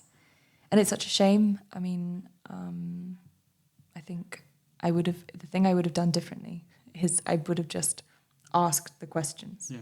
And then if people would say, oh, what a silly question, then I would have told my young self to just say, I'm 10. What do you want me to know? You know, it's like, it's so unreasonable to have all of this knowledge already. And what's the point of going to a school to learn this stuff if they're not going to teach it to you? Yeah. You know, so that would have been good advice, and I probably would have done that differently. Yeah. So yeah, and also realizing that people stick around for a lot longer than you think. Because when you're a kid, you think, oh, that person's an adult; they'll be gone by the time I'm an adult. But of course, that's not true. And lots of people who were seemingly the old guard when I was young are still the old guard now. So I think I could have been a bit more polite in my teenage years. That would have been a better start, maybe. I guess, though, that those are the normal learnings of life, and Definitely. Hindsight's a wonderful thing, and you kind of have to make peace with what you've done when you were growing up, and maybe by doing things like this, share things for the next generation to listen to, potentially watch, learn from, or go, nah, I'm not going to listen to any of that, as we all probably did. Yeah. And, you know, that you're kind of giving back to the community by having these conversations, which is very commendable, because they're not, this is an easy thing to talk about because it's talking about Brian May and the Red Special. It's very straightforward, but some of the topics you're going into are a lot more in depth, where you actually have to know what your position is. And so you have to have really questioned yourself to understand who you are and what you believe to be, and what you believe to be right and wrong, and how you're going to portray things. So you've got that like pillar of who you are, is the foundations are very well set, so you know what to say and how you're going to approach things. So yeah, I think it's a really impressive thing that you're doing.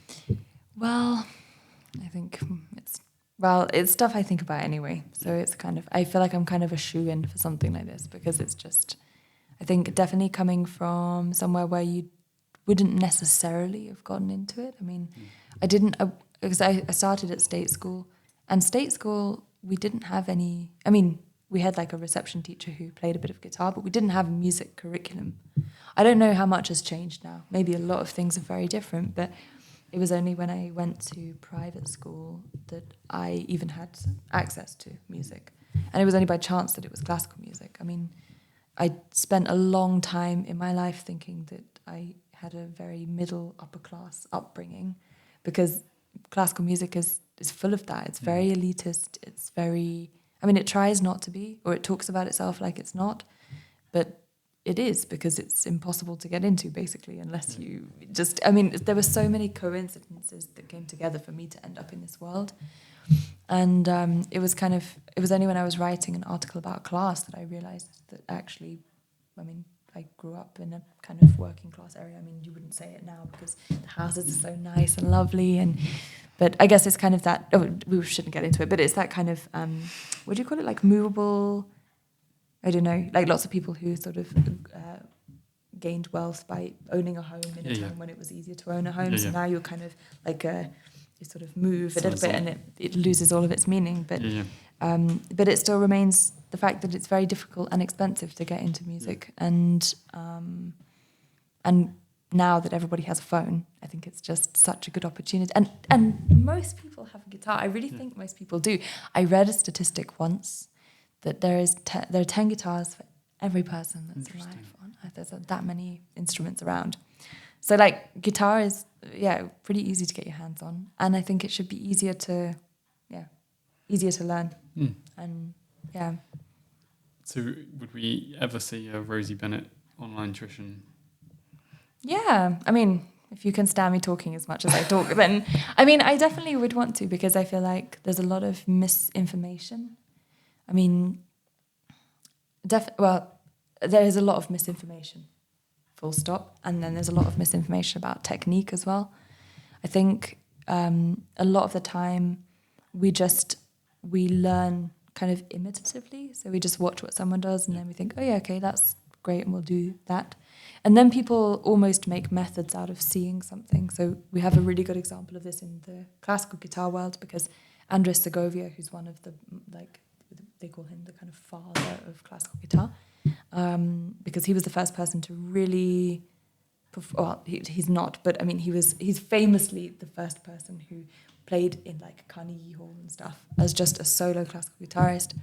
And he played with a right hand that was tilted way off to the side. And he had a really beautiful tone. And so people thought, okay, I must turn my hand this way.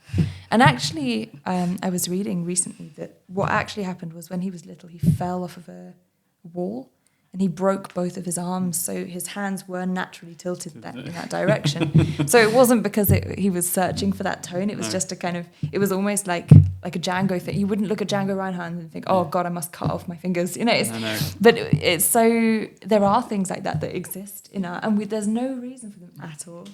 And I think it's no coincidence why people get injured so much. Yes, it is a lot to do.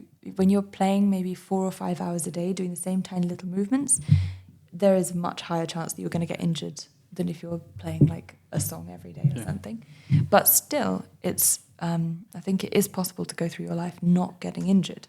So I feel like there needs to be more information on this. It's so interesting you talking about that example of the guitarist breaking his wrist, or his wrists, and that's why he's playing the way he was, because there's such a, in the Red Special community, trying to replicate the guitar or how Brian plays, it's all those conversations go on about like how he attacks. He uses a sixpence for a start, so you've got to have the right sixpence, and the strings have to be the same, and the pickup heights need to be the same. It's just interesting to hear that, not to the same to the same level of detail. Hand position has been studied because someone just happened to do it because of a set of circumstances, which then become linked to something completely different, and people then go after it thinking that's got to be the way to go. It's a classic human way, like we take information in one direction and then make a different solution. Like you're hearing this thing that's really beautiful, and then you look at it and try and figure it out. But actually, if you want to get the same sound, you need to be listening rather than looking. So, and of course, I'm not saying that you should never look. It's one of those things, again, you can't say 100% because, of course, it's helpful. It's a useful aid. If you can see, then it's very useful to look at how somebody's attacking. But it's just, it's a bit like how AI can, it's a bit like how AI can kind of take two things and make a pattern that are not related at all. I feel like sometimes even we do that just in our computing. And that's one of those good examples. You compute the wrong thing. Maybe it's the nail, at which point the nail touches the string that made the sound so great, rather than the hand. But you just conflate these two things. Okay.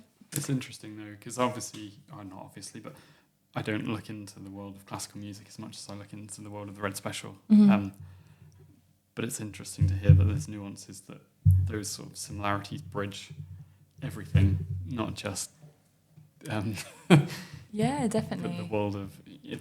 So there's lots of similarities, and I'm guessing that there's probably people that would argue that it's definitely down to his hand angle because they practiced and they can do it, and it definitely is that. And there'll be those that go, no, it's not, because I can do it like this. And then there'll be those that aren't probably that fussed, and they'll be like, no, it's because of the gauge of strings he's using, or it's the, the massive is where he's got it sat on his knee. Is that's what it is. It's where the mic is placed. It's all of those different things. Absolutely. But I think as long as you're aware of that and you're questioning those things, you're still on the right track. Because I think at the point where you just say, okay, I'm just going to do it that way then, that's where you start to lose out. And that's where classical music tends to, because it is so demanding, I think. You need so much time. And lots of it's not fun. So, So talking about that, how do you go about learning a piece then? Do you literally get the music and then start breaking it down into small chunks? Do you record yourself and then listen back, or do you watch yourself back? Or it's a good question. So one of the things that I'm good at is reading. I think it comes from just years and years of not practicing and then going into a lesson and having to play something. I didn't really know that you had to practice before I went to music school. So I'm pretty good at reading, which is kind of a blessing. That's what I discovered as I got older. And so mainly what I'll do is get a piece and read it through. And then I'll already have a kind of idea of what I want to do, or sections that I think will need more attention. And then mostly, I think with guitar, it's all about bringing out different lines, making sure that you make a kind of cohesive link between different sections or different different lines so that they sound like they're connected. And just thinking of it maybe quite chorally, I guess. So, I grew up singing in the choir and here in the church actually, and I think that just that made my perspective be quite like, okay, so that's the bass and that's the tenor, that's just the alto, and most things only have like 4 voices if they're for guitar anyway. So mostly just thinking about it like that, and then I guess something that I do intuitively that is a big part of the work is thinking about where you would breathe, where it makes sense to breathe, what the kind of natural rhythm of something should be, and then sort of highlighting points in the music where those things happen all together, where everything takes a breath all together, or where there are things like some lines that continue going on and you have another start of another line. And so I think that's most of the work, I suppose. And then after about a week of playing something through and looking at those little sections and working out where I'm going to play it as well, because when you're playing not from tabs, you have the choice when you're looking at the score where you're going to play it. And on guitar, that's a huge difference. I mean, we have, on piano, it's all there. It's just like laid out, and you just have to think which finger you're going to use to get there. But on guitar, you could play like an F on the first string or an F on the second string or an F on the third string, and it's a completely different sound. And you can kind of use that as a tool to make those voices sound like one voice, or to make each separate voice sound more homogeneous. So by the time most of the decision making is done, the piece will kind of be ready. And then, and then I'll probably listen to it or play it for somebody, or record it, listen back, see if actually what I'm thinking is happening is actually happening, make little adjustments, and then normally what I do is then it's kind of memorized, and then I memorize it, and then I play it. It's ready to play. Something that I'm trying to work on now is memory, because I think when I walk on stage, memory is the only thing that I'm really worried about. I'm not really worried about making mistakes because I think it's so forgivable, and it's so avoidable as well. Just think, come on, just play here, don't mess it up. So I feel like memory is the only thing, because it's so traumatic to walk on stage and you get to the middle of something and think, what comes next? Especially when you're all on your own, there's no way of hiding it, really. Has that happened to you before? It happened a few times when I was a kid, and then the fear of it has remained, I think. Yeah. So I've been trying to find solutions to that constantly.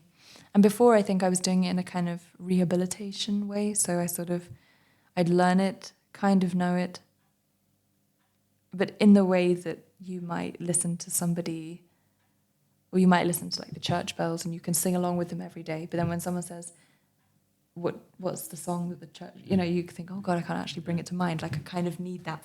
So it's like casual memory, which isn't a thing. And memory study is ongoing. This is what I have discovered. But I think basically what I realized is that I wasn't giving myself the information. So I was kind of doing the recall, and then it'd be like opening a cupboard and just realizing, oh, I actually didn't put anything in here. So there's nothing in there for me.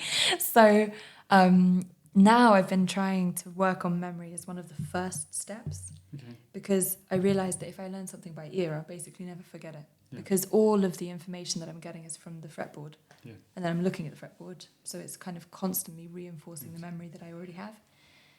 So I thought, is there a way that you can still do that? Or is there a way that you can have that solid memory, but still read from the music? Because ultimately I do want to use the music as the first contact point, to be able to make my own decisions, not have to listen to somebody else playing it. And so now I've been kind of exploring that, and it's brought up a lot of really interesting things. Because you can, it really makes you focus. I think people talk a lot about focused practice. The actual amount of information that you can take in is really small. Like really, really, really painfully small. So when I was reading through all this stuff, and then I'd kind of know it, I realized now that I actually didn't know any of it. Because if you're trying to memorize, let's say you're trying to memorize one page of music, I think in any one sitting, you can only really memorize 7 or 8 notes. Yeah. And if they're chords or something, then maybe you can only memorize those 2 chords.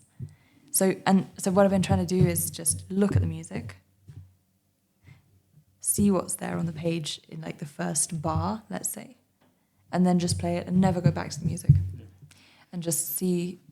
And it's a really interesting experiment for me. It's time consuming. And it's kind of grueling in a way that makes me feel like a child again. Yeah. That's sort of like sit down, do the work, because it's so mentally demanding. But really worth it. I'd say like if anyone struggles with memory, write to me and I will like send the the full program or the full, because I did I've been like trying to research it and back it up with something to make it sort of valuable for anybody. Sorry, I've got it's a okay. really No, bad you have habit this of like tapping. I know it's bad. No, Isn't it? that's okay. I thought that was like 2 questions. Yeah, it's kind of like I'm thinking, and then I've got a question, so it's probably run away from my brain now. So, how many hours a day are you practicing at the moment? It really depends. I'd say if I'm not doing 3 or 4 hours a day, I'm probably not in the like state to play anything. So yeah, probably 3 or 4 hours a day. And do you take the guitar with you wherever you go to practice, or do you give yourself time off? No, like now I've taken these last 2 weeks off. So, but normally I take it with me. I don't know. It's not so easy to bring things across the border anymore from Europe to the UK. So, do you find that when you've had a break, you go back to it differently, or do you find that your fingers are rested and they work better, or do you find that you need to get your skills back up to speed again? There is a bit of that, getting it back up to speed, but that's not something that I don't enjoy. I do enjoy that. I think for a long time, I felt like you had to be really inspired and motivated to practice. You had to want to do it. And I don't think anyone can want to do it every day, because sometimes it sucks. Sometimes you sit down, you can't, like nothing comes out. You just want to smash it. You just want to walk away and leave it. So I feel like while I thought that you had to be into it and loving it every single day, I really hated practice because I thought this is just something I'm not good at. Maybe I'm not cut out for this. But I guess maybe during the lockdown, just having a different pace of life, not having anything in the diary that I'm actively working towards, it just, and I think everyone was doing like a bit of yoga, a bit of running, a bit of cooking. There was like that kind of lockdown, the first lockdown period where everyone was doing all of the good things in life. And I think I just started to see it as just one of those things. Like you get up, for instance, you're going to do yoga. You're not going to say to yourself, oh, I really hope that I nail that handstand today. You just get there, and it's more about the breathing and the stretching and like tapping into what your body is doing. This all sounds very hippie stuff, but I feel like now that I've started to feel that way about the guitar and just I know what it takes now to get me to the state where I feel like I can play stuff. So play stuff where I feel like I can play well and that it's not difficult and I don't feel like I'm kind of rusty or like everything's going to break. And then that can become a really enjoyable process because it's quite brain dead. It's sort of, you just get up in the morning, get a coffee, and you sit and do some scales, and then you do some exercises, and you move up and down the fretboard, and you know, there's something really heartening in realizing that the processes work, and being able to just put the time in, and that be it. You know, I think that's a really interesting thing as you get older, as well as you realize that the process is more important than the output at the end, because without that you don't get to there, and it's the small habits and the dedication and the discipline to do those things. Like, you know, you say yoga or going for a run. Mm-hmm. You go for one run, it doesn't make you an amazing runner or make you fitter. But if you go for a run 3 times a week, you get a little bit better. If you go for a run 3 times a week for a month, you start to feel the benefits. You do it for 3 months, and those habits add up over time. Right. And I've always thought, oh, I don't do it. I haven't got the discipline to play guitar like that. Because I've realised that that's not what I play guitar for, but I'm guessing it's the same thing. And that realisation that it's okay not to enjoy it, and that you just have to do it. And then after a period of time, that the culmination of all of that practice is going to mean that the thing you want to do is amazing. Yeah, absolutely. And I think it's that feeling is liberating. The being able to do it is liberating. So yeah, exactly. It's exactly like running. You don't go in immediately and just say, I'm going to run a marathon. Yeah. And with the force of my intention, I will be able to do it, which you probably could be able to. I mean, you'd be in really bad shape, but you could probably do it. But I think having to build up the amount of force and the amount of drive to say on any one day, I am going to go out and just run a marathon is like crazy. And it's the same thing. I mean, I think, yeah, what changed it for me was knowing what I'm doing every day. So I'm normally practicing at a time when I'm not even... Should I wait? Do you put the sound? Or So the phone's ringing. that's just the phone ringing. I probably do 4 or 5. Oh, it's fine. Okay. It's real. Are you sure? Okay. Yeah, it's real. Okay. But yeah, I think when Brian I... phoning. Yeah, can you imagine? It would be lovely if he was here. But what was I saying? Oh yeah, I think what changed it for me is knowing what to do because I'm always practicing at a time when my brain doesn't know what I'm doing yet. So I don't want to have to wake up my brain and say, right, okay, let's make some decisions. What do I need to? So I just have a kind of program that I do every morning. And then I just do that. Yeah. And I know it took a while to kind of find the exercises that really help me warm up, or the things that really help me make any progress in anything. And but yeah, I think just not having to make any decision. You know, they say that about like people who have these high-powered jobs, like they just have the same suit every day. They just don't. They take out that decision-making thing in the morning, and completely you remove having to make decisions, so you can make 3 really good ones in a day rather than having to make like 12 insignificant ones. Exactly. You follow the process, and if you follow the process, you'll get your just rewards at the end. Exactly, and every day can just be day one. And I think there's a big in art. There's always this pressure to kind of be doing the best thing that you could possibly be doing, given that you've been doing it for as long as you've been doing it. But actually, I think when I started to try and shift my mindset to be like, actually, every day that I practice is going to be in the past. That kind of helped me, because I think it takes away some of the pressure of having to be great and having to...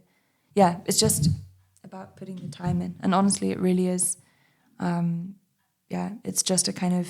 What do they call it? Like a snowball effect, you know, when it sort of just... It gathers weight on its own. And you can just play a scale at a really, really slow tempo today, and then at a slow tempo tomorrow, and then at a slow tempo the next day. And probably by day 5, it'll feel slower than it did on the first day, in which case you can... And actually just exactly like running, because that's what they say, isn't it? You need to run really slow and do it for a year, and then your aerobic capacities will be amazing and you can run faster and it'll be easier. So yeah, I think it's really similar. We can take a lot of lessons from sport. For sure. Definitely. Well, I guess as well, I'd never really considered, this shows what I know, thinking about injuring yourself whilst playing due to the amount, and it completely makes sense because it's a repetitive strain injury because you're doing the same movements, and we have loads of different things in sports, and even like if you're sitting at a desk typing for RSI, and I'd never even, again, I'll probably get rinsed in the comments saying this, but I hadn't considered that as being a professional musician, and that might even be a thing. So it's been quite interesting then sitting here thinking about like, all the instruments ever played and what those things could cause you issues with. So posture, hurting your hands, fingers, being sat in one place, not moving. Definitely. Especially like rounding. And, interesting stuff. It's definitely an industry that you shouldn't go into lightly. I guess everyone who's listening to this is already in it, so it's a bad time for advice. But I guess, injury, it really is a huge problem. I saw a statistic, this is some years ago, but they did a survey of 100,000 orchestral musicians, and 80% of them have had to take more than a year off of playing because of injury. So we're not even talking just like fatigue, where you feel like, oh, I've really overplayed, I need to take a few weeks off. But like tendinitis, carpal tunnel, things which people don't come back from, focal dystonia, you know. These are like the big words that send shivers down the spine of anyone who plays an instrument. So and then the mental toll is huge as well. So I think we're not doing enough. I don't know if there's the money. I feel like sport, you can learn so much about your body and you know so much because there's so much money behind sport. And even if you are just like a Sunday cyclist, you can go out and buy an amazing bike and you can find so much information. You can go and do, a DEXA scan and find out how brittle your bones exactly are. And, you can kind of fine tune your body in the same way. You could figure out which supplements somebody's taking who's a top cyclist and do the same program as them. And then with music, it's just kind of like, I do this. Yeah, it's interesting. Well, it's definitely, again, I hadn't considered it, but it makes complete sense. And I now feel ridiculously stupid for not thinking about it. No, don't be. I mean, I think it's almost something that because even though it's so prevalent, it is still quite a big taboo. Yeah. I mean, nobody wants to be injured. It almost seems like you're a write-off at that point. Yeah. And so people don't talk about it. So it's something that you go into almost blind as well. So no, don't feel stupid for not thinking about it. It's only something that, I only discovered how many people are injured when I started looking into it. Yeah. So, yeah. Interesting. Yeah, it's crazy. So, but and then it just makes it all the more, important, I suppose, for people who do know to share. Yeah. And that's, I think, something that the pop world or popular music worlds do a lot better than classical. Classical musicians don't tend to want to share. Yeah. So I think if there's anything that I could do, although I hate talking about when you say, I do something great for the community.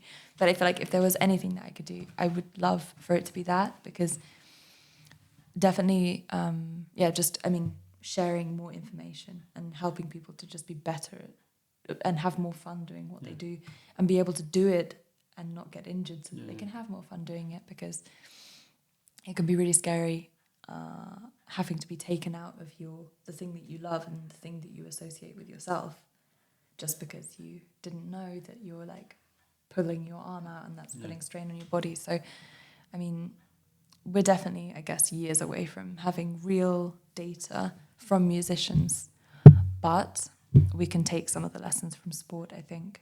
And the more information you can spread. Again, if anybody is listening who's injured or who feels like they might get injured, I'm super open. Really, anyone can write me. I'll write you back for sure. I'll attest this, Rosie. You respond to me. So. Of course I respond. But I do try to respond. Unless you write me like, marry me, then I didn't write tend that, to avoid. So happily married to my wife. That's not what he said either. Just, but just to clarify, so, final questions. Favorite Queen song? Oh, that's so hard. I think my favorite Queen song is "Play the Game." Okay. Nobody says that. I've never met somebody else who loves "Play the Game." I think it found me again in the right time. I think I've always been very scared of wearing my heart on my sleeve, because why? You've got to be so you've got to be so brave and so strong to just be able to tell people what you really think. And coming from my upbringing, I found it very difficult. I always wanted to cage what I really thought, because I thought if I hide what I really think, then if somebody says something nasty to me, then it doesn't matter, because it's not even me that they're talking to, or that it doesn't, So I think that song and the lyrics of that song just, I guess the moral of it, or what it's saying, is just be open. Everybody is trying to be open, and you only get what you want if you are open to it. So, probably that. Yeah, play the game. Loads of laser sounds in the beginning. It's like quite far away from classical music too. Definitely, definitely. But a lot of lessons from that song that we could take to classical music too. So, and then one final thing, which I'm going to force you to do on. I thought I got you something which is really bad and nothing exciting. What is it? There's maybe two things. But It makes a sound. Is it's it breakable? Maybe. It's a new tradition on the podcast started today. Oh, that's so sweet. Oh, that's lovely. It's really bad and it's not that sweet. Oh, wow. It's a Red Special Guitar Podcast sixpence.